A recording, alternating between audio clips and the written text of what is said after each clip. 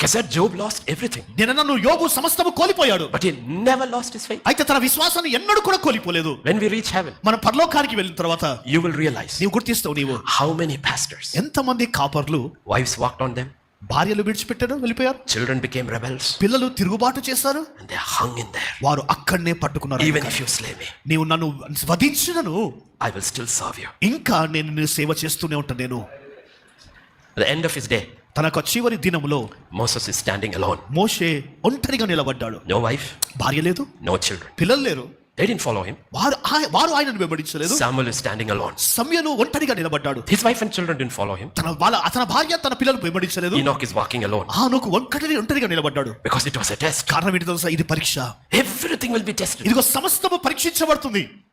Why? ఎందుకు? Because you are receiving a kingdom that cannot be shaken. ఇదిగో ఎన్నడూ కూడా కదల్చబడని రాజ్యాన్ని నీవు పొందుకుంటున్నావు కనుక. Because it's about the kingdom. కనుక ఇది ఒక రాజ్యం గురించే.